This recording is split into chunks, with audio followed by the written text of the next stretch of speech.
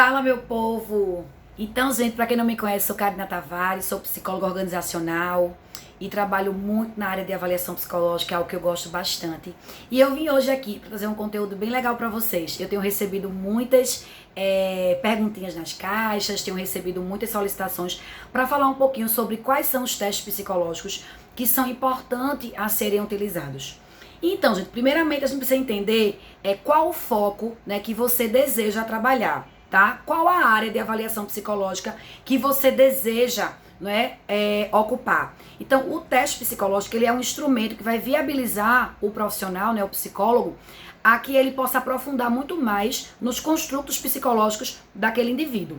Então, hoje aqui eu até separei alguns para mostrar para vocês, tá? Não estão todos, porque eu tenho bastante, mas estão também no escritório, eu tenho alguns em casa. Então, até vou mostrar aqui para vocês alguns que eu utilizo, o TAT que tá aqui em casa, também o BFP, também o HTP, o meu manual de palográfico está no escritório, né? Por exemplo, aqui, ó, esses dois testes aqui, eles são técnicas projetivas, tá? E eu vou falar um pouquinho para vocês também algumas questões sobre isso.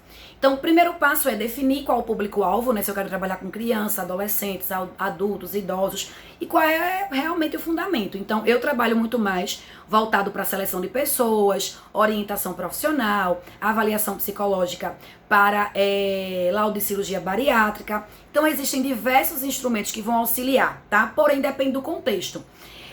Por exemplo, aqui, se eu falar do HTP, o HTP ele é excelente para psicólogos clínicos, né, que desejam aprofundar a personalidade do sujeito em diversos aspectos, né, para analisar psicopatologias, né, a forma do sujeito enfrentar as situações. Então é muito legal e pode ser aplicado em crianças a partir dos 8 anos de idade. Já nós temos aqui uma outra técnica projetiva, que é o TAT, que ele só pode ser aplicado em crianças, em adultos a partir de 18 anos. Já o CAT é a versão infantil, tá? Que pode ser aplicado em criança. Então é um teste muito legal, mesmo sou apaixonada pelo TAT.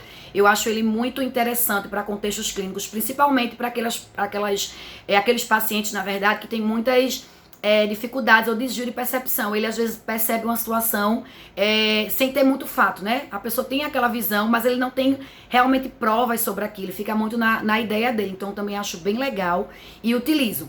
E o BFP também eu utilizo muito em processo seletivo, e aí vai ser bastante expansivo. E me perguntam muito, como eu falei no começo, cara, o que eu escolho? Então, você vai buscar os instrumentos a partir dos construtos psicológicos que eu falei pra você. Então, se eu desejo, por exemplo, fazer uma seleção de pessoas, e aquele candidato, o perfil da vaga dele é uma pessoa que vai trabalhar confinado, né? Às vezes precisa passar muito tempo tendo uma atenção focada em uma atividade concentrada. Ele precisa ter uma coordenação motora eficiente, porque ele vai estar, né, manuseando às vezes um maquinário. Ele precisa, por exemplo, às vezes de ter uma memória um pouco mais avançada, porque vai precisar decorar diversos itens. Então, a partir dessas necessidades é que vocês vão escolher os instrumentos. Então, por isso que são vários instrumentos, tá? Que você pode escolher para a sua avaliação psicológica. Então, vai depender muito desses contextos. Então, eu não tenho um material fixo que eu realmente uso só aquele. Eu uso muito de acordo com a necessidade. Então, normalmente, a seleção de pessoas, eu utilizo palográfico, eu utilizo muito o QATI, né? Eu utilizo a bateria psicológica para avaliação da atenção, que é o BPA.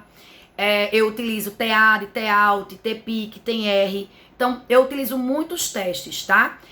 A depender do processo. Porém, eu não utilizo muitos instrumentos em uma avaliação só.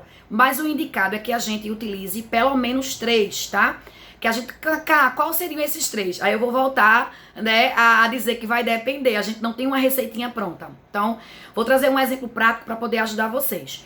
Se eu vou fazer uma seleção, como eu disse, para uma pessoa que vai trabalhar confinada, ela precisa manusear muita máquina, né? Ela tá lá com a coordenação motora fina dela, que ela vai precisar estar ali desenvolvendo, eu aplicaria o palográfico ou o PMK, tá? O palográfico, ele acaba sendo um teste que ele tem uma facilidade maior de responder e uma excelente eficiência, que inclusive aquele teste do tracinho, né, que o Detran utiliza muito. Então você consegue analisar também e auxiliar a psicomotricidade do sujeito, você consegue também analisar a produtividade daquele sujeito, né, como ele estabelece relações sociais.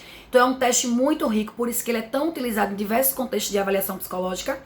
Eu utilizaria também o AC15, porque o AC15 ele me traz um dado muito importante, que é aquelas pessoas que têm aptidões para trabalhar com atenção concentrada por um longo período de tempo. Então eu também acho bem interessante.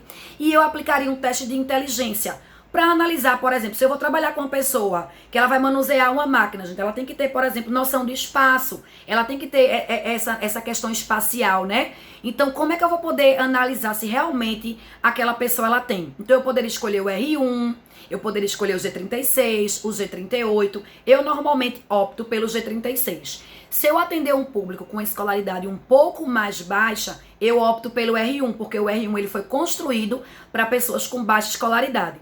Então, gente, é isso aí. Eu espero que com esse vídeo curtinho eu possa ter auxiliado você aí que é psicólogo, você que tem interesse, ou até você que não é psicólogo e fica um pouquinho, né, às vezes curioso com a área de avaliação psicológica.